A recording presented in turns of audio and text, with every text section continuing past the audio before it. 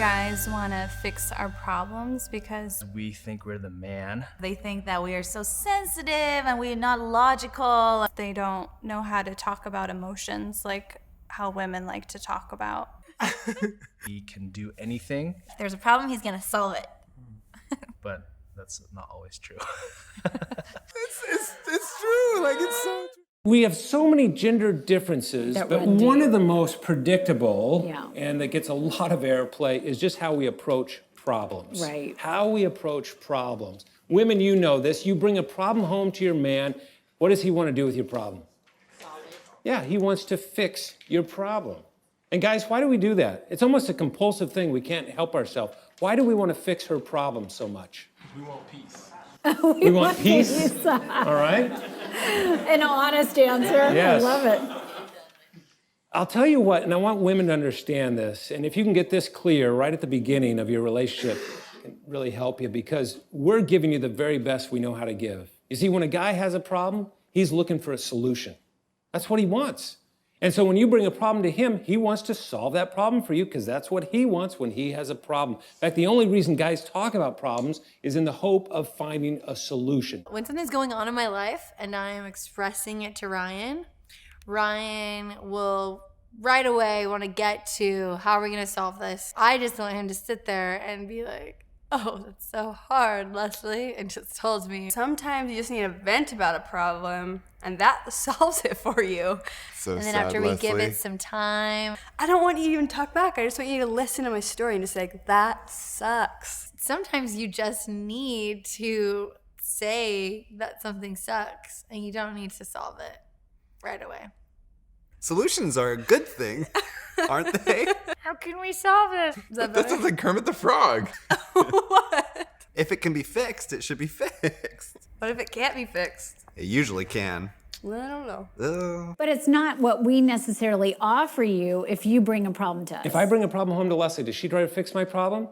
She wants to explore my problem. She wants to look at the many facets of my problem. She wants to talk about how my problem is kind of like a problem she once had, only it was different. Right? In fact, her girlfriend had that problem once, and that was kind of interesting. And we take a tour through Problemville together, okay? Men and women are hardwired so uniquely for solving problems, right? Yeah, and we want to validate everything you're feeling when you have a problem. I remember I brought home a problem not too long ago. Leslie and I are really focused on this thing that we call marriage mentoring, which, is a wonderful thing if you can find a more experienced couple to mentor you, and we have a lot of resources on that. And because of that, at the university one day, I was in the student life committee meeting, and we were talking about retention issues with freshmen and so forth. And I thought, hey, what if we kind of began a mentoring program for seniors to mentor incoming freshmen? And I just thought, that's a great idea, but I wasn't going to just blurt it out in the meeting. I thought, I'm going to go home, do some research on that, put a little slide deck together, bring it back to the committee, a few weeks later. And so I did just that. And the day came, and I gave my little presentation, and it went nowhere. Nobody liked the idea. I came home, and Leslie was so eager to hear, hey, how'd they like it? What'd they think of the idea? I said, well, they didn't like it at all. She said, why not? I said, I don't know. They just didn't like it. She said, yeah, but why? I said, I don't know. They just didn't like it. She said, well, what about Mike? Wasn't he supportive? I said, no, he was like a ghost in the meeting, didn't say a word. She said, why? I said, I don't know, right? And then she said, I can't imagine how you must feel. Yeah. And then she said, you must feel devastated. Yeah, I guess I do. I didn't know my problem was so big till we started talking about it, right? Men and women, we approach problems differently. Yeah, because I thought that would be validating. So I was really giving you a gift from my perspective to let you know that, Because that's what it a was woman huge. likes with a problem, whereas men like to have the problem diminished, like that's no big deal. Which have you ever experienced that, women? Because I don't relate to that. I don't want my problem minimized. That doesn't feel good to me. And so when he'll say something, if he doesn't try to solve it, I'll be like, oh, that's no big deal. You shouldn't even worry about that. I'm like, yes, I should. This is a big deal. I don't want to hear that. But I think it's only fair I should share from my perspective what it feels like. I think I know where you're headed. Do Go you? ahead, yeah. There was a day midweek where I'd offered to give him a ride to the airport. It was really a busy season. And so I just saw my little window of opportunity. If I promised to take him to the airport, we could kind of have a date that morning. It would just be a nice way to send him out of town, feeling really connected. And the kids would be at school. It was perfect. So I said, don't get a ride to the airport. I'm going to drive you. And then when that day arrived on the calendar, nothing about it was like I'd imagined. First of all, I had one guy, my little guy Jackson, had a high fever. And so I'd been up all night with him and he was going nowhere. No school, nothing. And secondly, I've been watching it snow. Well, in Seattle, we might get one snow every 2 or 3 years. And when we do, the whole city is chaos. It's immobilized. It's craziness. So already they were, at 5 a.m., they're starting to say 2-hour late start for school. So we have crazy roads, a sick baby, and a late start for school. So everything, nothing I had ever pictured, but I was your only way to the airport. So I remember I got out and got my one little guy to the bus stop so he could get to school. And coming back, I just thought, this is treacherous. I don't even know if we're going to make it to the airport. And so I come back. I've got my little guy with a fever strapped in his car seat, and he's resting comfortably. And I just run up and say, we've got to leave right now if you have any chance of making that flight. So he comes running down and we're taking off for the airport. And I'm like, I plan to gas up the car. I haven't had a chance to stop because I didn't think we'd make the flight, but you need to get gas on the way to the airport. He's like, there's no way I cannot miss that flight. You're going to be totally fine. He's looking at the gauge. He's like, we're just going to get me there. So he's good driving in the snow, way better than me. We get to the airport, and as we, pull into the terminal, and he's sliding out, I'm kissing him goodbye. He looks at the gauge. He goes, look, you're totally set. 6 miles to empty, it says. You're fine. And he goes running into the airport. So I'm pulling through SeaTac, and before I even get through the United terminal, it being 0 miles empty. And I'm like, I knew I was right. And so Important point of clarification, you were still driving. It wasn't out of gas. It just said 0 the miles car had not to empty. stalled, but it read 0 miles to empty. But that's an important distinction in this story. So he's in there immediately. I call him on my cell and he doesn't answer, but I know he's probably going through security or whatever. But I still left him a really detailed message describing all of the trauma that will ensue. Now that it does say 0, and I was right, if the car stalls and I have to carry my feverish son in the snow because we are stalled, what that could lead to. And I was very tired and grumpy because I'd been up all night. So it had lots of edge to it, let me promise.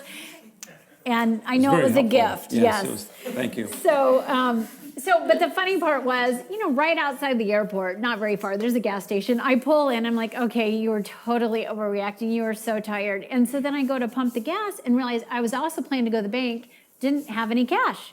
So I'm like, that's fine. I have a credit card. I put it in and it was declined. I was just super stunned. First of all, I never had that happen. And now I really do start to panic because I'm like, he's gone. I have a sick child, no money, no gas, and my credit card's declined, and I really panicked. I called him again, and he answered. And I'm like, you answered. I thought you'd be gone. And he said, oh, the flight's been delayed by an hour and a half. So he's sitting in there, reading a magazine. I'm out at the snowy pump going, what is up? And he said, oh, I bought a new computer this weekend. I said, okay. And he said, I bet they flagged it because it's a really big charge compared to all of our other charges. And they probably think maybe it's foul play. Just turn the card over and there's a number you can call on back. And I'm sure that once you clear it up, it'll be free and you can use it. So Les says to me, don't forget, it's in the credit card's in my mom's maiden name. You're going to need that when you talk to the gal on the other end of the line, and I'm sure it'll get cleared up. And he can tell my energy is so low at this point. And so he says to me, buck up, Leslie, you can handle this. Yeah. What? I cannot tell you how fast I hung up. Recently, with my business that I have, it's been kind of slow, and so I'll vent to John. I'll be like, oh my gosh, like, they don't like me, I'm horrible. And John will go, it's okay, you'll be fine, it'll work out. I'm like, what? I'm like, what do you want me to do with that? And he's like, no, you'll be fine. Like, I just know, like, as if it's like nothing, like no big deal to me, even though it's like my baby almost. I'll be like comparing her to other people that are in the same place and she's doing much better, but she thinks that really good. it's way below her expectations. And so she gets frustrated. She's like, well, empathize with me, He's just like, yeah, you'll be fine. No. And you don't like that? No. So in your workbooks, you're going to find, again, some really practical exercises for building that bridge together across that gender gap. The exercise is so practical in this area.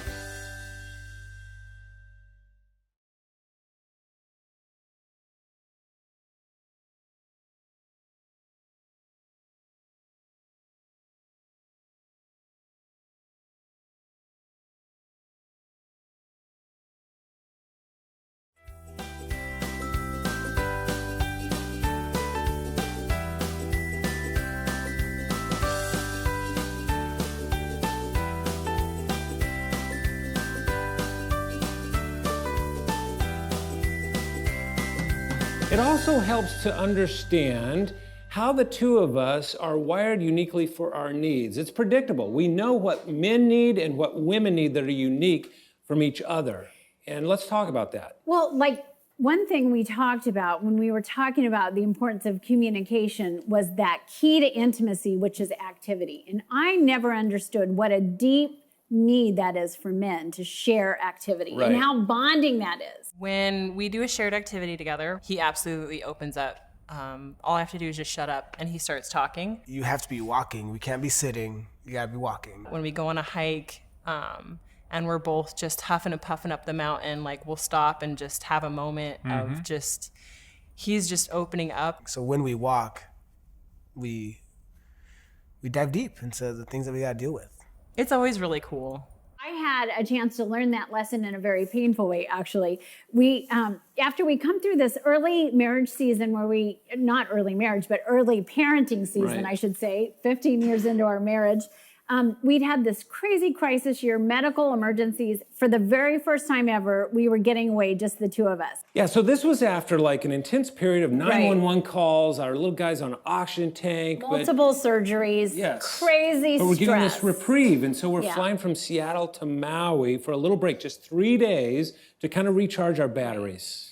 We land in Hawaii, we have enough time left to just pull on our swimsuits and run out to the pool and capture the last few hours. Just before the sun goes down. Yeah, exactly. So we head out to the pool. It's beautiful and warm and wonderful. And you start making a fast track. A beeline to the slide, because this isn't your normal swimming pool, not anyone that I've seen before. It had current in it, you know what I mean? This was like an incredible playground.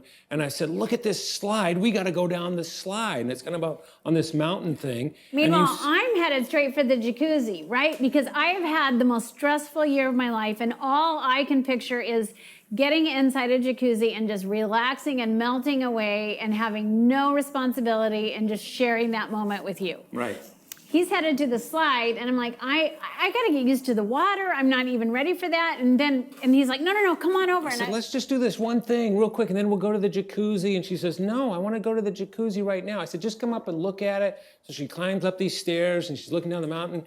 You remember what you said? Well, I was scared. I said, I don't even think I want to go on that slide. This looks scary. I said, there are 4-year-olds on this slide.